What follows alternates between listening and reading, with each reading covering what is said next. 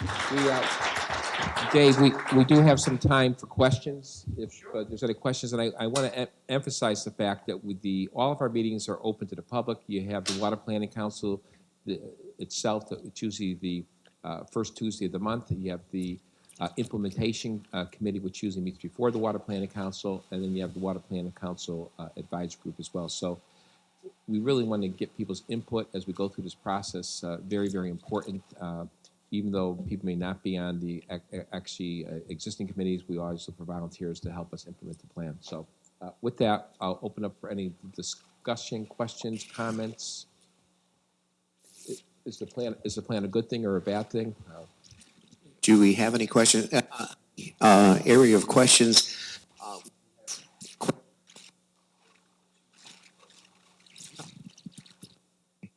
Hello. On the area of questions, if you need questions, we have question cards on each table that we're going to be reading at the end of our panel and so forth. So if you want to write a question down and just put the speaker that you want to address the question to, feel free, because we want to keep the program moving. So do we have any questions for our three esteemed panelists up here, Lori and Denise and Jack? Okay. Again, these guys work tirelessly. Jack, do you have a question? Hold on. My name is Jack Baldwin with Western Wisconsin, speaking as a citizen. This is Jack. Do you think, how will the water supply plan affect rate-making cases going into the future? That's an excellent question. I think that as we have there may be where companies that we regulate might be called upon to do certain things to help us implement the plan, which could cost money and could conceivably go into their rate base during a proceeding, during a hearing. So, is it used and useful? Is it prudent? The things that we do when we look at rate case requests. So it could have an impact on rates. I hope it would be a slight impact. But if we're asking companies that we regulate to do certain things to help us implement the plan, I can see that there might be some monetary significance to that in regards to the company and how we set rates. Water's still the cheapest utility out there, so it's a. I have a question, but I think more comment. I have your final plan, and I'm sure what do you think about benchmark for efficiency? Because that's something that California has got in terms of indoor water use. But I think there are also benchmarks for water efficiency for outdoor use. And, whether we're talking residential or non-residential, just curious to hear your thoughts on that going forward if we're starting to look at coming up against limits in the next decade or so.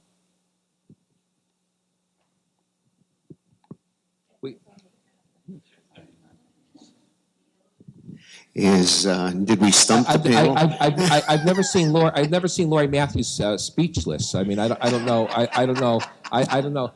No, we talked about this at our last Water Planning Council meeting, did we not? So, I'm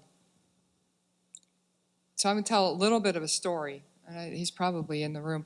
So there's communities that have, especially just go up the street a little ways here.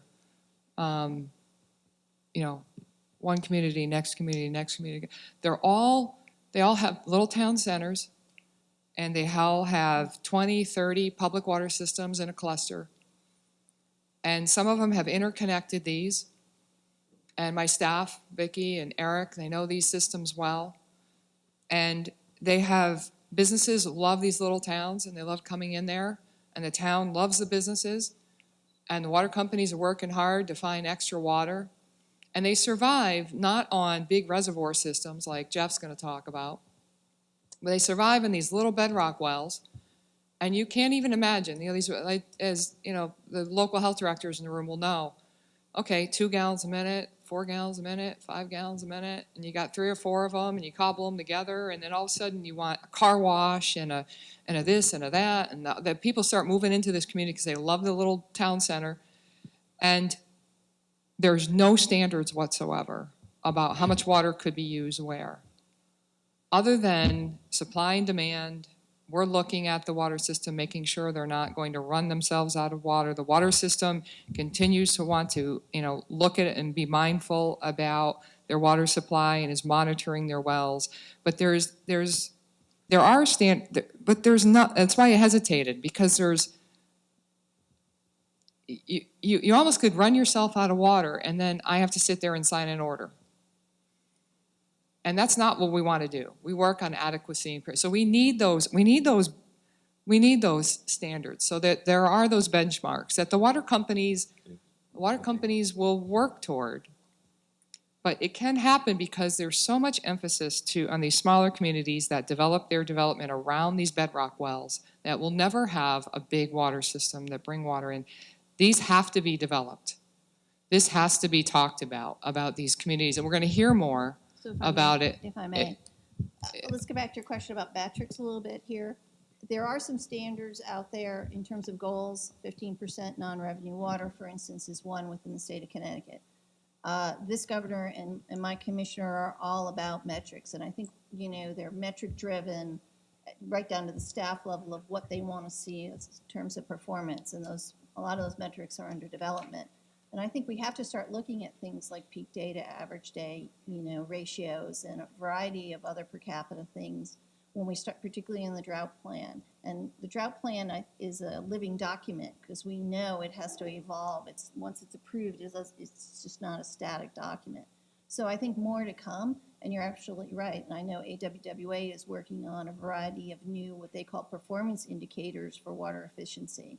And I think that's good because we need to look at this from a variety of different metric perspectives. And this actually came up at our meeting on Tuesday, and it's something we're going to be working on bringing up on a consistent basis. And actually, I wish Undersecretary Harris was here, because there's actually another Undersecretary of the Office of Policy Management that is devoting a good part of his workload to metrics for the entire state of Connecticut. So we would hope to capitalize on that. And just to end my point, there is something in our state for the last 30 years we've had known as water supply planning. So we have water supply plans produced by our larger water systems, but our smaller systems struggle. They don't have a planning requirement. So they're not looking at these metrics. And Denise is correct. The governor is making every utility look at metrics, and it's something we need to set. We need to make sure we're working with our communities when they want to bring in businesses and they feel that stress, and there's not enough water to meet those needs. We need to work harder at those metrics so that the communities understand where they are working with their water utilities. And the water supply plans bring that together, but not for our smaller systems. So very good question.